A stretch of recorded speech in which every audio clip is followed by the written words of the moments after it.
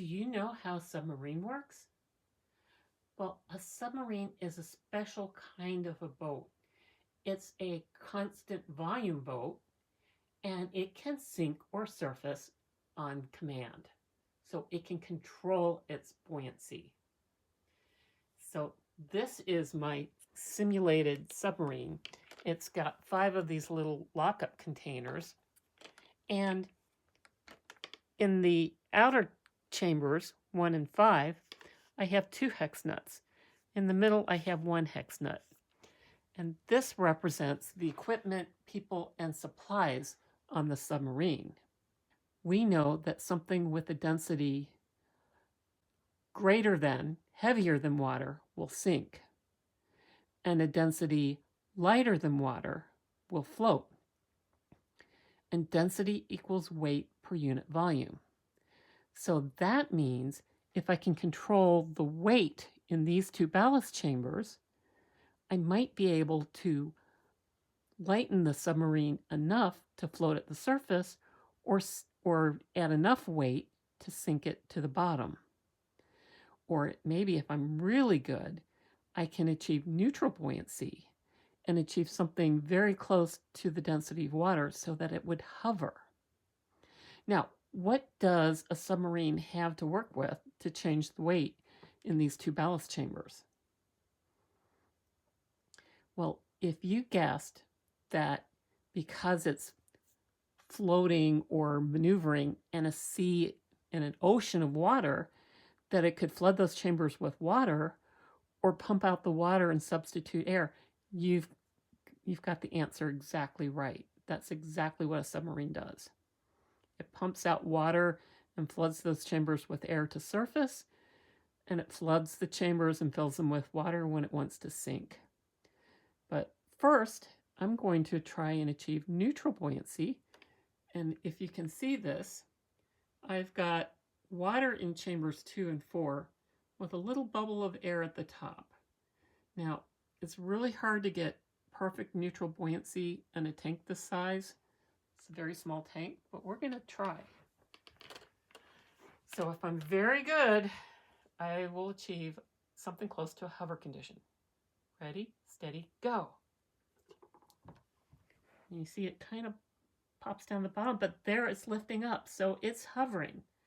And now it's gradually rising to the top. But it's hanging just a little bit below surface. So this is really close, really close to a hover condition. Ooh, see, and now it's kind of staying on the bottom. So hover, look at that. That's a perfect hover condition. What's important about the hover condition is that the submarine is in equilibrium. So it doesn't have to fight buoyancy pushing up. It doesn't have to fight gravity pushing down. So it can use all of its energy just to maneuver through the water and go forward or turn. So that's the power of neutral buoyancy. Scuba divers use it too. In fact, we offset the weight of our bodies and the buoyancy of our wetsuit and our buoyancy control device, often having to add lead weights to achieve neutral buoyancy. And then we have a basically an air bladder, a buoyancy control device around our chest that we can add air into when we need to lighten our buoyancy. So scuba divers use a similar trick to the submarine, only we manage that with lead weight and air instead of adding water. So now I'm going to change my submarine and I'm going to make it sink all the way to the bottom. So what do you think I need to do? I'm going to take my hover condition chambers out and I'm going to flood my ballast chambers with water. So I'm swapping out those containers with a ballast chamber full of water.